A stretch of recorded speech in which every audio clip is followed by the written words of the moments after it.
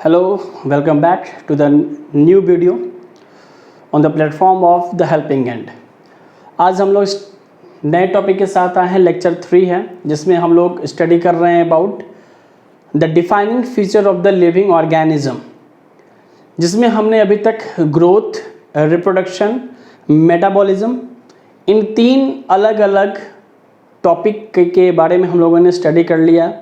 और अभी तक आपको ये क्लियर भी हो चुका होगा कि मेटाबॉलिज्म तो डिफाइनिंग फीचर हो रही है लाइफ की, लेकिन अगर हम लोग बात करेंगे कि क्या ग्रोथ और रिप्रोडक्शन भी हैं डिफाइनिंग फीचर, तो आपका जो आंसर होगा वो नो में होगा कि सर ग्रोथ और रिप्रोडक्शन ये 2 ऐसी चीज़ें हैं जो कि हम लोग नॉन लिविंग थिंग्स में भी क्या करते हैं, इसको हम लोग फील कर सकते हैं।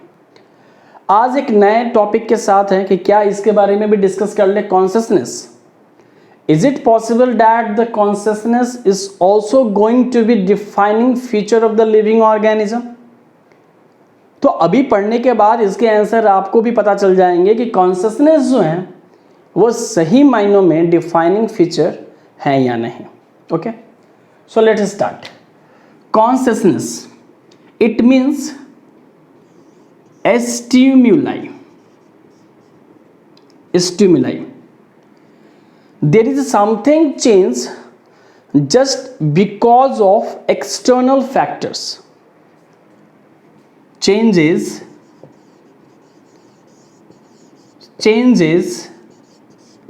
due to external features.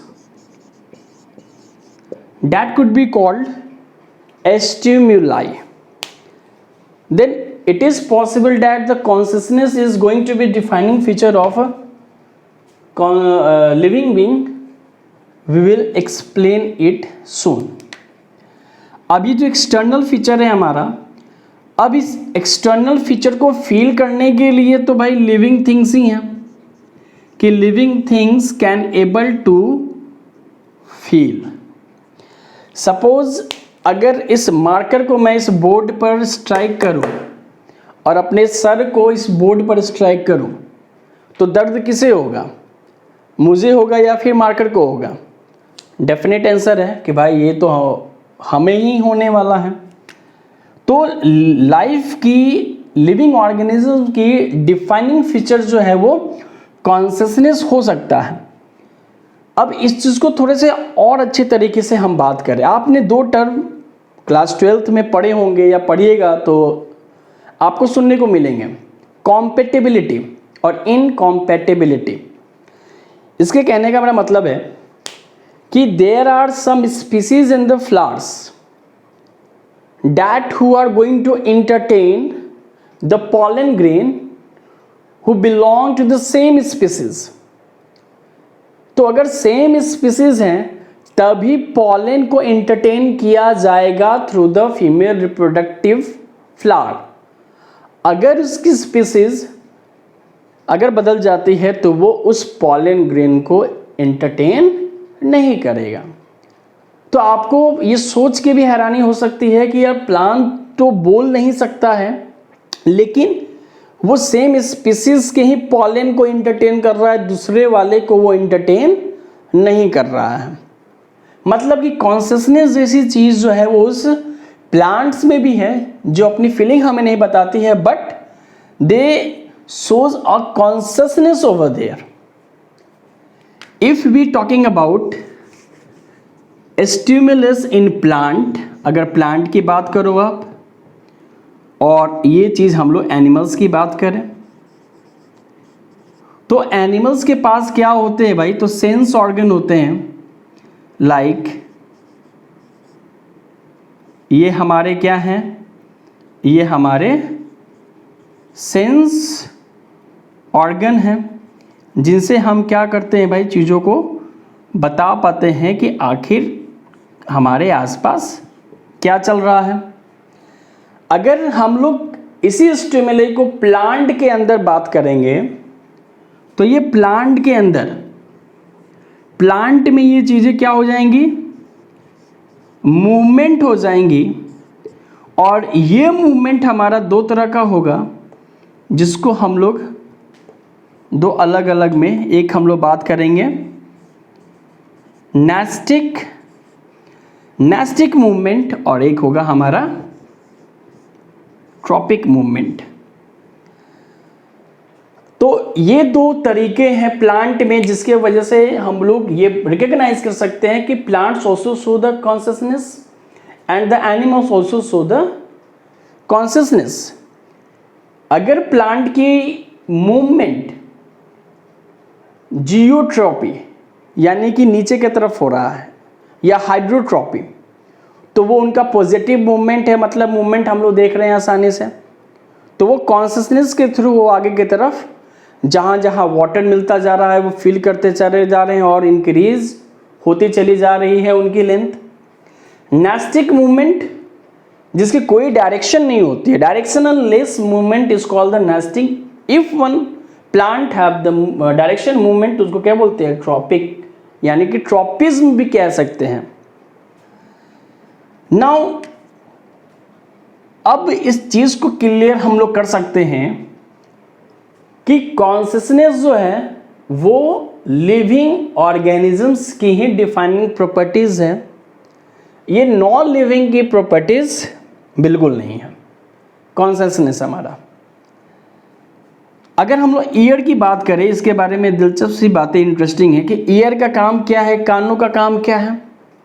तो कानों का काम अगर हम आपसे पूछेंगे तो आप भी बोलोगे कि कितना बेवकूफ़ सामने वाला है इंसान जो कि ईयर के फंक्शन को पूछ रहा है। सभी जानते हैं hearing, but the primary function of the ear that balance our body, ये हमारे बॉडी को क्या करता है? बैलेंस करता है।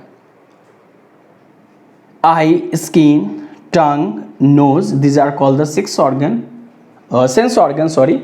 One another organ is also established in the human or the animals, जिनको हम लोग बोलते हैं sixth sense। तो अगर सिक्स सेंस के बारे में अगर बात करोगे आप, तो इस सिक्स्थ सेंस ही हमारा पूरा टोटल कितने सेंस बना देते हैं? 6 सेंस बना देते हैं। तो ये तो बातें हो गई हमारी कॉन्शियसनेस की, जिससे हमें पता चल गया क्या कि consciousness is also a defining property of the living organism, whether in a plant और in a animal. Okay, this is. अब एक और चीज के बारे में डिस्कस करते हैं, जैसे लास्ट एंडिंग पॉइंट तो हमारी क्या होती है? डेथ ही होती है। अब डेथ कितने तरह की होती है, मृत्यु कितने तरह की होती है? तो डेथ यानी कि मृत्यु जो होती है वो दो तरह की होती है। एक हो जाती है हमारी क्लिनिकल डेथ और एक हमारी हो जाती है बायोलॉजिकल डेथ, है ना? Clinical death and biological death. और ये जो डेथ है हमारे, तो इन डेथ को अगर मेजरमेंट करना होता है तो हम लोग एंट्रोपी पे चले जाते हैं। एंट्रोपी, इनका हमारे बॉडी में बढ़ना ही क्या है? डेथ रिप्रेजेंट करता है। Clinical death may be alive, लेकिन अगर बायोलॉजिकल की बात करें तो सीधे खत्म, है ना? तो क्या ये पॉसिबल है कि जो हमारे सिंगल सेल हैं, सिंगल सेल हैव नेचुरल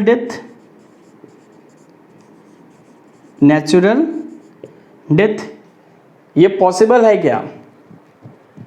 अगर हम ये बात करें सिंगल सेल, अमीबा की बात करूं मैं, तो अमीबा का काम क्या है कि अमीबा अपने जैसे ही कितने बनाते हैं?